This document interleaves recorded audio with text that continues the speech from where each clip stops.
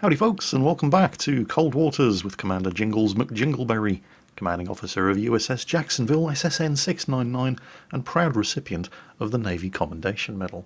How did you like the intro, by the way? That wasn't me, that was sent in by Edward Node last week. Very nice little piece of work, Ed.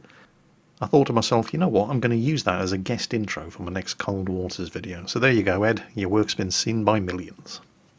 Well, by a few thousand anyway, but you know, it's the thought that counts. Anyway, Cold Waters. What are we up to this week?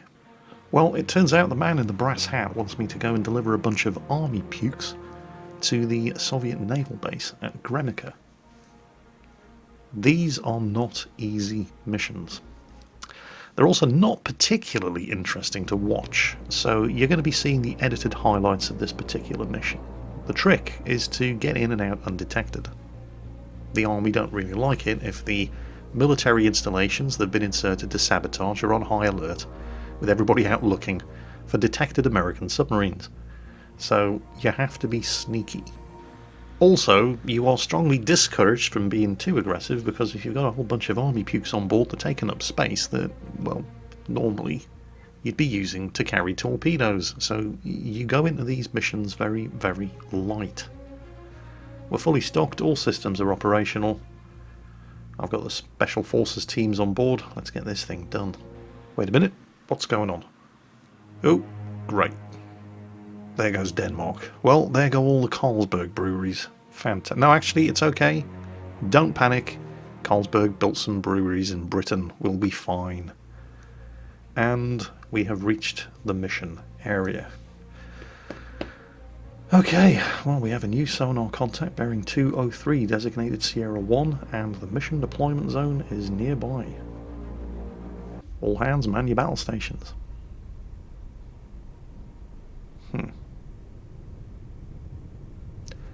Well, the naval base is to the south, but my mission insertion point is that little blue circle on the map over there to the west.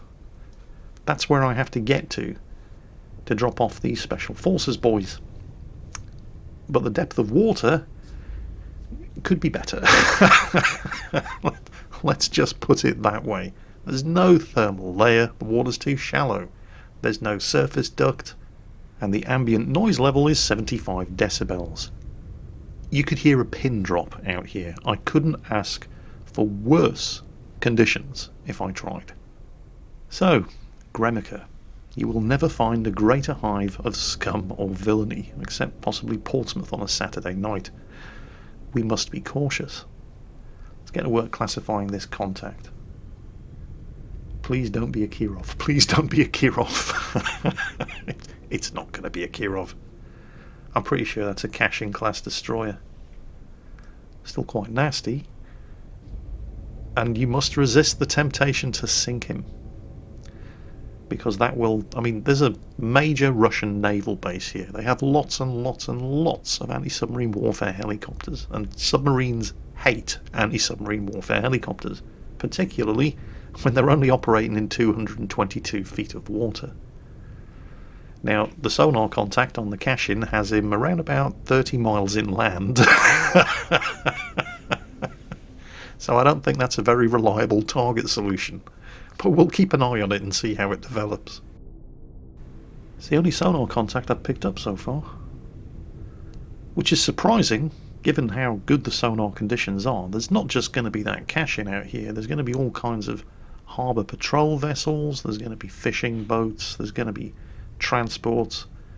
We're going to accelerate time and just sneak a little closer.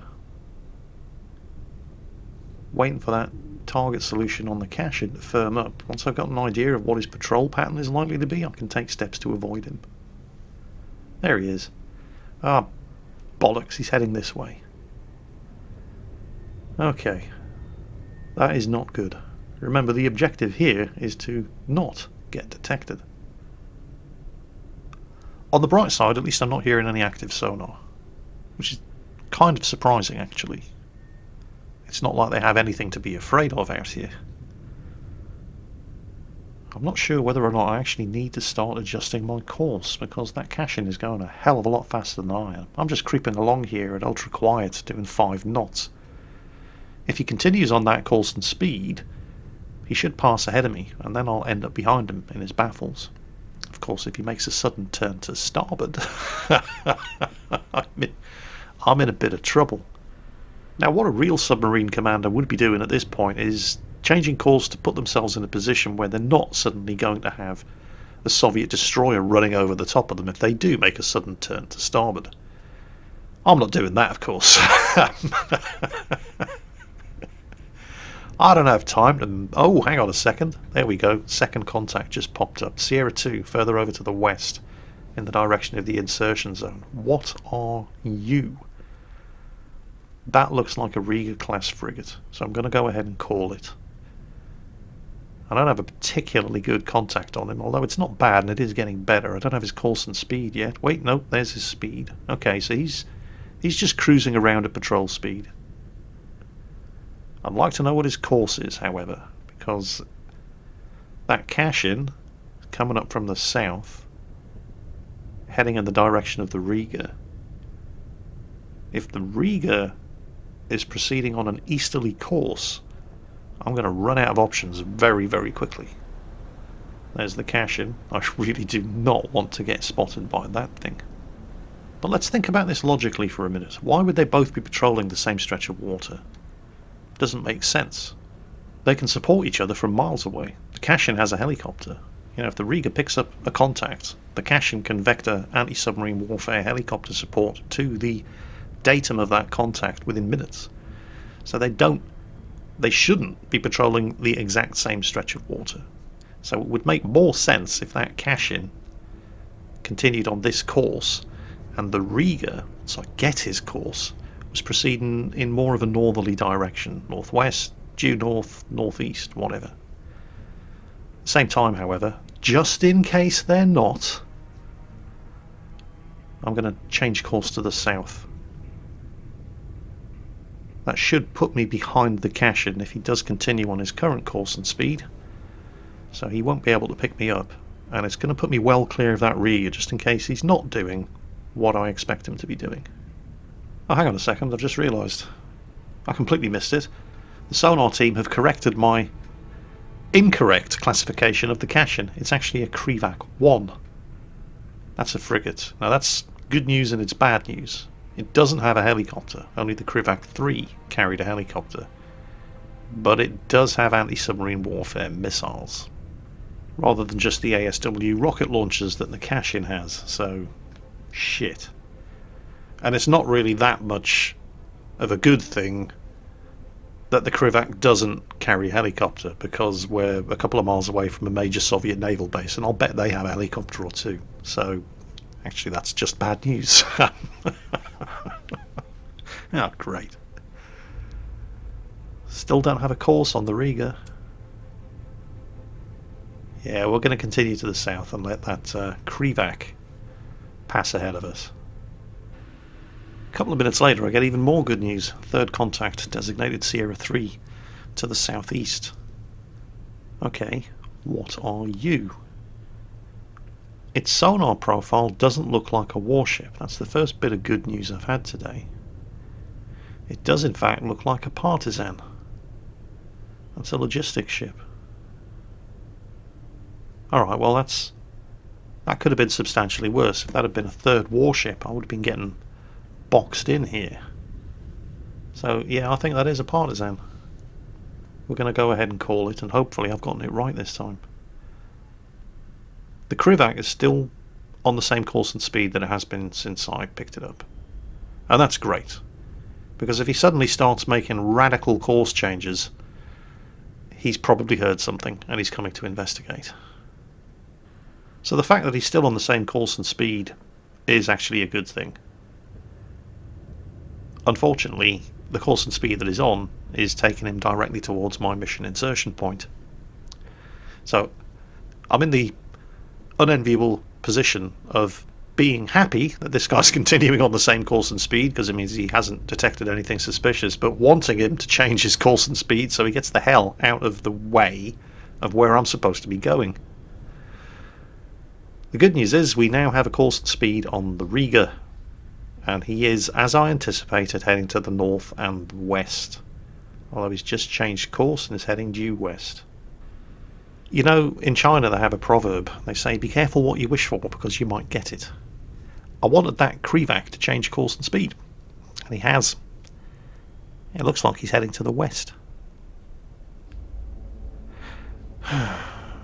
So he's now heading directly towards my insertion zone. It could have been worse, of course. If he changed course to the east and north, he'd have been heading directly towards me, so I do still have some options. But I'm going to have to change course myself to compensate for the fact that this guy is now heading... If he's heading to the southwest, I might be able to sneak into the gap between him and the Riga. But if that Riga then turns to the south, I'm in deep trouble. I don't think he will, though. Purely because that would bring him into what I'm assuming is the Krivac's patrol box. See, that's how it works. These patrol ships are all going to have their own box of water, and that's what they patrol, and they don't cross into each other's boxes because that's duplication of effort. There's no reason for them to do it. They can cover more volume of water if they stick to their assigned patrol boxes while still being able to support each other. Remember, the Krivac has anti-submarine warfare missiles. He doesn't have to be anywhere near the Riga to support him if the Riga spots something.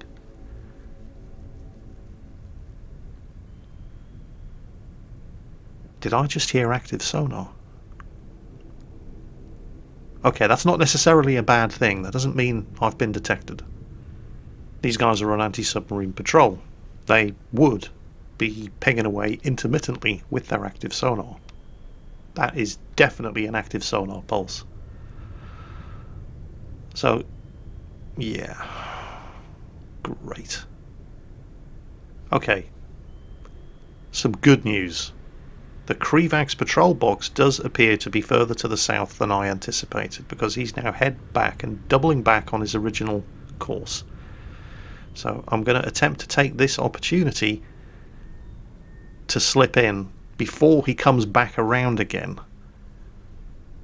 But I have to do it at 5 knots. If I go any faster in this depth of water, I'm going to start cavitating, and then they will all know for a fact not only that there's an American submarine out here, but they'll know exactly where I am. And I will be a very, very dead American submarine.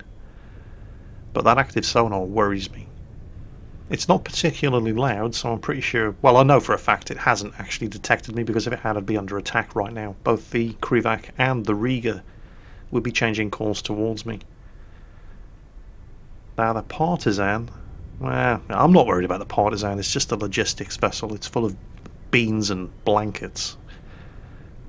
It's not an anti-submarine warfare ship of any shape, size or description. I'm not entirely sure what sensors a Partisan has, but I'm pretty sure it only has navigational radar.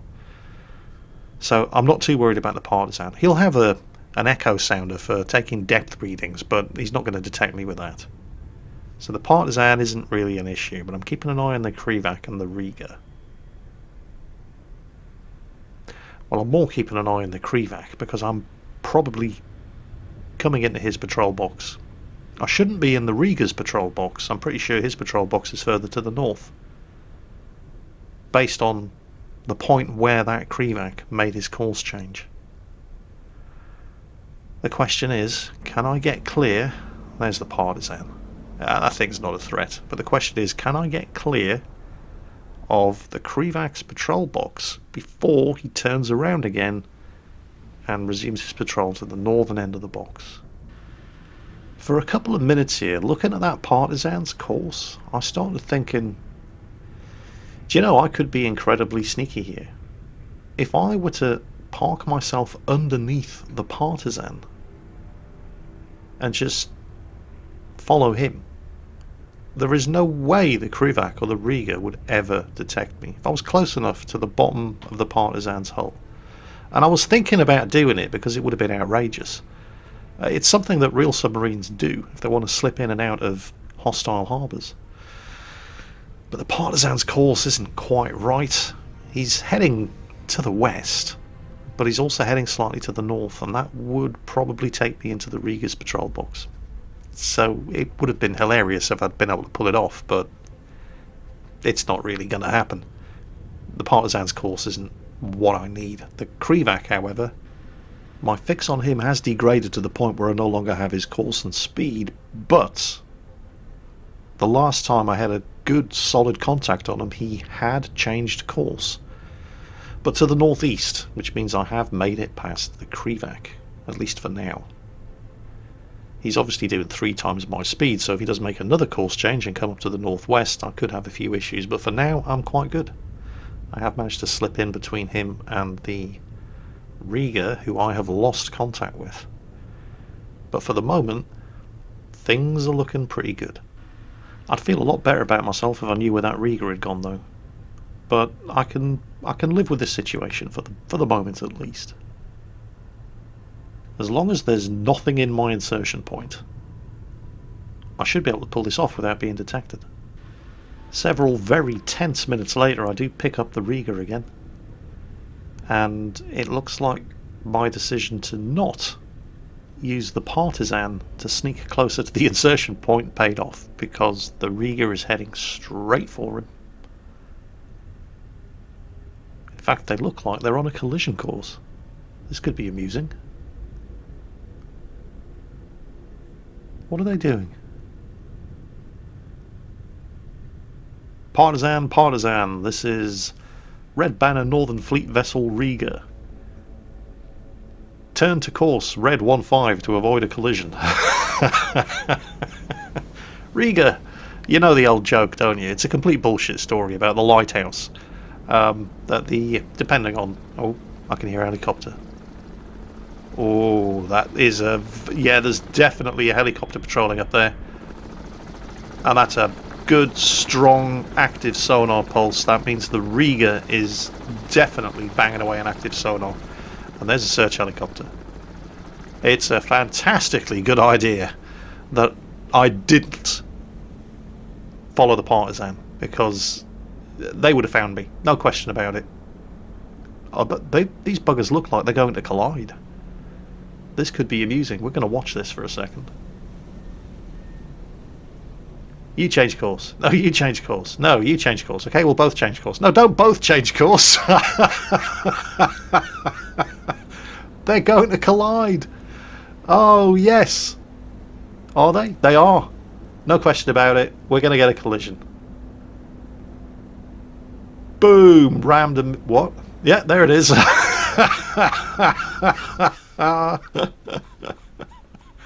Well, yes, it's probably best that I didn't actually take the opportunity of slipping underneath the Partisan to attempt to infiltrate undetected, because I probably wouldn't have gotten away with that. Well, anyway, with the Riga and the Partisan more concerned with filing reports against each other than checking for the presence of hostile submarines, I think I have a pretty clear run to the insertion point. As long as there's nothing in the insertion point, all should be good.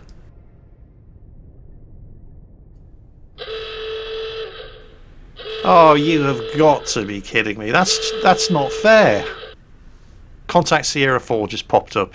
As near as damn it, slap bang right in the middle of the insertion point. If that's a warship, this could be game over. Alright, well, let's calm our tits. Let's soothe our boobs and rest our breasts and get to work classifying it. It could just be a merchantman. I really, really hope it's just a merchantman. Of course, it could also be a submarine. No, let's hope it's... Okay, let's just... Doesn't look like a warship. Doesn't look like a submarine. It looks like a Komsomol. That is incredibly good news. The Komsomol, or to give it its full title, the Leninsky Komsomol, was a class of 25 dry cargo ships built by the Black Sea Shipping Company. That is no threat whatsoever. I could sail right up to him and he wouldn't detect me. Alright, this mission is still a go. Several very tense minutes later, the Komsomol has even obliged me by clearing off to the north and further interfering with the Riga's patrol pattern after his... well, it wasn't even a narrow miss, after his collision with the Partisan.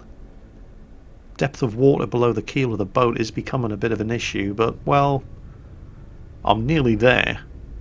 And I have to be within 100 feet of the surface to launch the Special Forces team anyway, so depth of water beneath the keel of the boat isn't really that much of an issue at this point.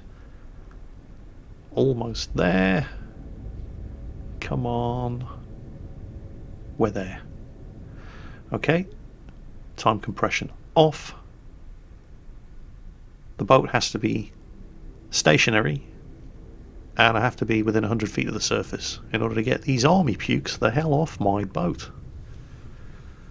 So let's come up nice and slowly and quietly.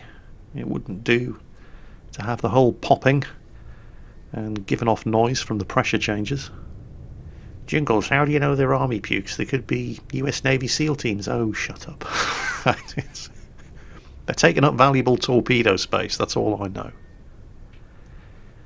Come on. Get off my lawn, you army types.